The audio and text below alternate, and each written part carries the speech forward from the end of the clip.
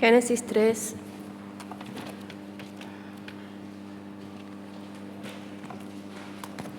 Dieciséis.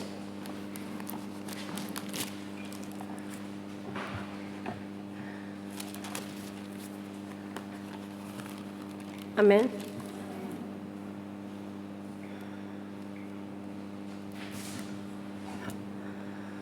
Así dice el Señor. A la mujer dijo: multiplicaré en gran manera los dolores en tus preñeces. Con dolor darás a luz los hijos, y tu deseo será para tu marido, y él enseñoreará de ti. Y al hombre dijo: por cuanto obedeciste a la voz de tu mujer, y comiste del árbol que te mandé diciendo: no comerás de él, maldita será la tierra por tu causa. Con dolor comerás de ella todos los días de tu vida. Amén. Señor Jesús, te damos gracias por tu palabra. Te damos gracias, Señor, por tu fidelidad y por tu amor tan grande, Señor Jesús, hacia nuestras vidas. Que tú estés hablando a cada uno de nuestros corazones, estés abriendo nuestras mentes, Señor, para que, Padre Celestial, tu palabra sea de edificación para nuestras vidas. En el nombre de Jesús. Amén. Pueden sentarse. Le damos gracias al Señor por su palabra. Le damos gracias al Señor porque Él habla a través de ella hacia nuestras vidas. Y en primer lugar, aquí habla la mujer en el huerto del Edén. Habla la mujer después de que la mujer cayó en pecado y ya sabemos todos qué es lo que pasó, ¿no es cierto? Dios creó el mundo, el universo, y puso al hombre y puso a la mujer para que le obedeciera, poniéndole un mandato, primeramente a Adán, porque al que primeramente le habló fue a él, que le encargó primeramente a esa mujer para que la cuidase, para que la amase. Pero ellos desobedecieron.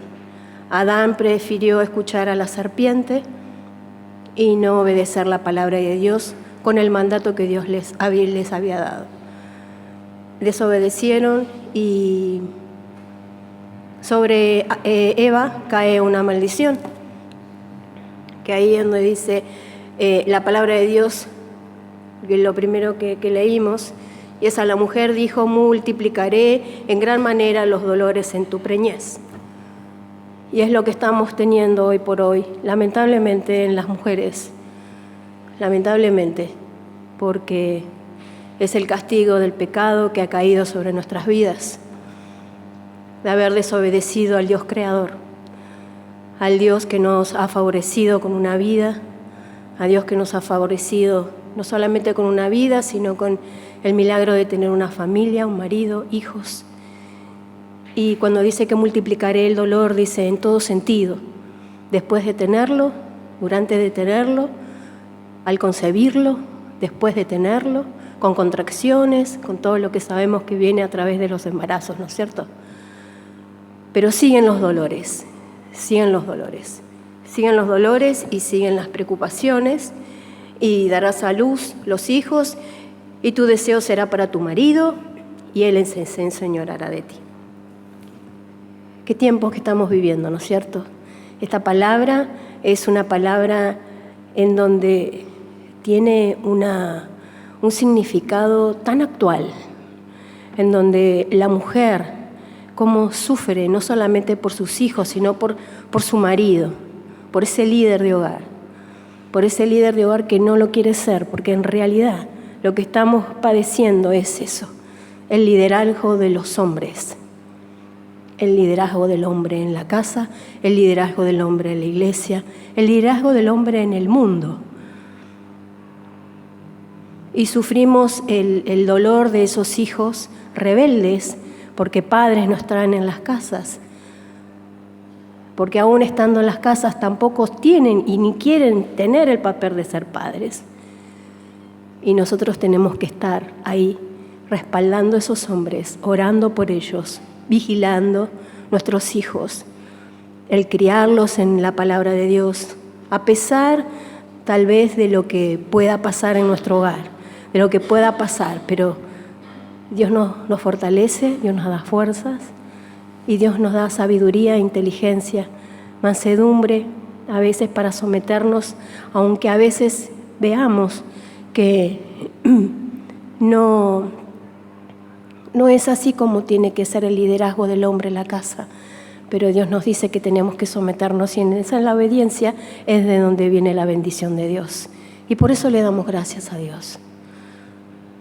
Pero que podamos orar al Señor por los hombres de nuestro hogar, por los hombres de la iglesia, por los que se paran atrás de un púlpito, porque en realidad ese es lo que estamos padeciendo hoy, el liderazgo de las iglesias y el liderazgo del hombre.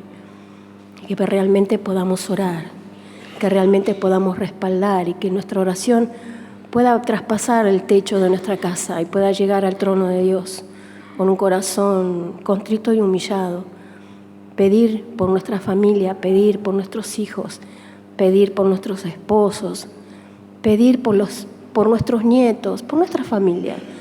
Y por qué no por nuestros vecinos, y por qué no por nuestro trabajo, por los hombres de nuestro trabajo, por el entorno donde nosotros estamos. Porque después en el otro versículo dice, y el hombre dijo, por cuanto obedeciste a la voz de tu mujer y comiste del árbol que te mandé diciendo, no comerás de él, maldita será la tierra por tu causa, con dolor comerás de ella todos los días de tu vida. Acá hay 5 versículos que le habla a la mujer y unos 6 versículos que le habla al hombre. ¿Por qué le habla más Dios al hombre que a la mujer? Porque para Dios el hombre es el líder de la casa. Y hay algo que donde Dios le pone una culpa a Adán. Dice, por tu culpa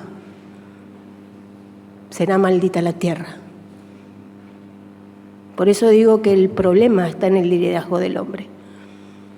Y estamos viviendo ese tiempo, en todos los ámbitos y en todas las facetas que puedan existir. Pero le damos gracias a Dios porque Dios es un Dios soberano.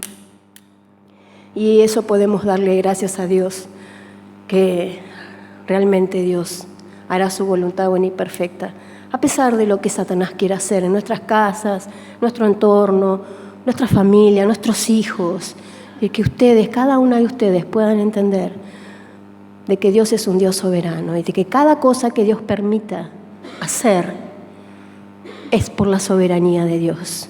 Que nosotros podamos esperar en fe, en confianza de Dios, sabiendo de que sí, este mundo está para perdición, dice, porque quiero que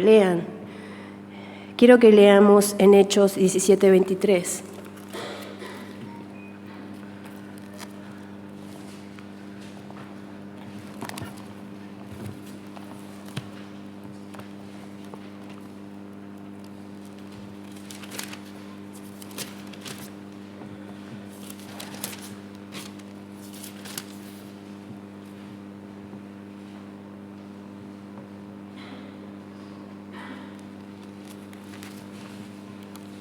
No, perdón, 2 de Pedro 3:7.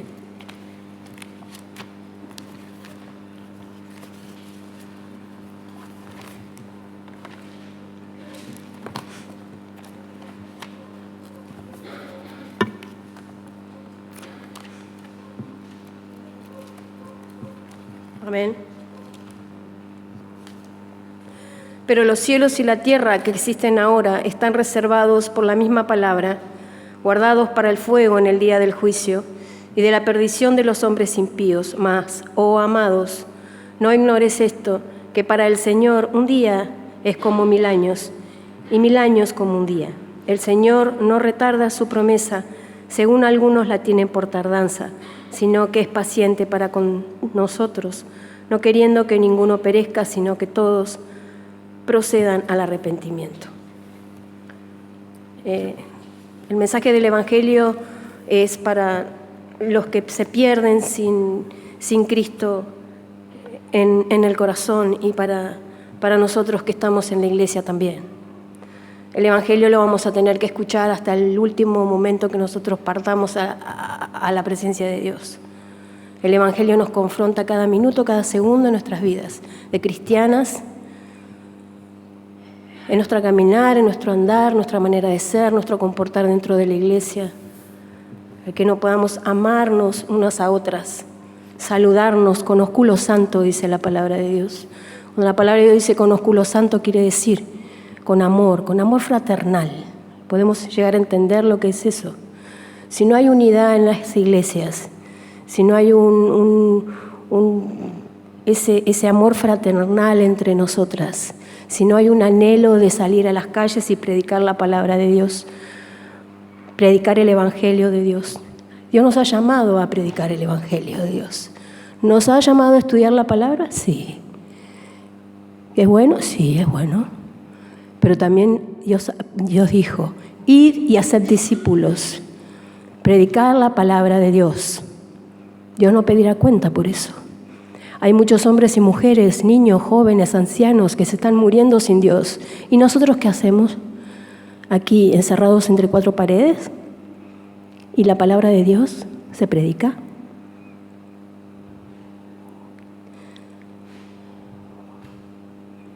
Por eso le damos gracias a Dios, por eso le doy gracias a Dios, por su fidelidad y por su amor. Que en cada uno pueda Dios poner ese sentir de que podamos predicar la palabra de Dios, que podamos tener ese sentir que tiene Cristo por las almas.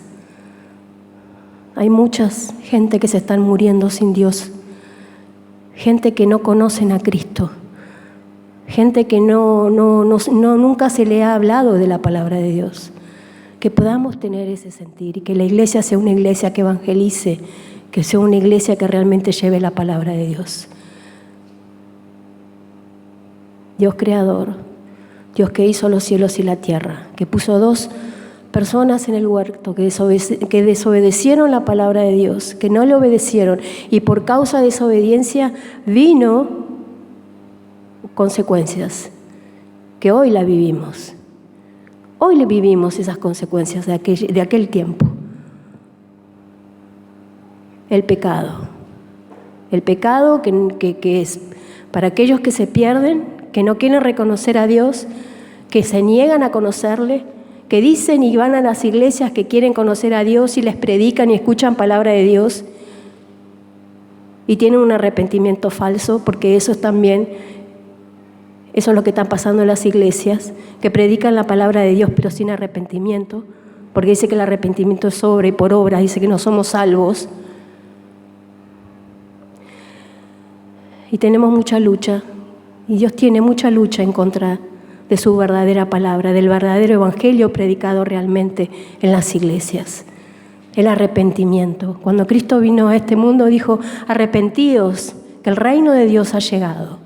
Y esa es la clave del verdadero evangelio, el arrepentirse con un arrepentimiento genuino delante de la presencia de Dios. Cada vez que nosotros pecamos, cada vez que nosotros le faltamos a Dios, el Espíritu Santo es el que contiende de pecado con cada una de nosotras. Cada minuto, cada instante. Yo sé cuando peco, porque el Espíritu Santo contiende conmigo. Y tengo que arrodillarme, tengo que pedirle perdón a Dios porque he pecado, porque he mirado mal a mi hermano, porque no le he saludado, porque he hablado con palabras duras, porque he sido falta delante de Dios, con mi marido, con mi hijo, con mi nieto, con mi vecino.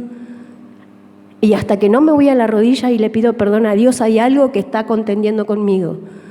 Es un dolor en mí.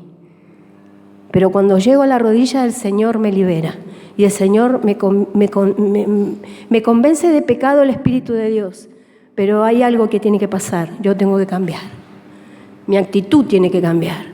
Para que ese arrepentimiento, si ese arrepentimiento realmente fue genuino, mi vida tiene que cambiar. Si no es genuino y no ha sido genuino, entonces quiere decir que mi vida no cambia y sigo siendo igual. Le damos gracias al Señor por este día, por lo que ha hecho, por lo que hará y seguirá haciendo. Amén. Dios las bendiga.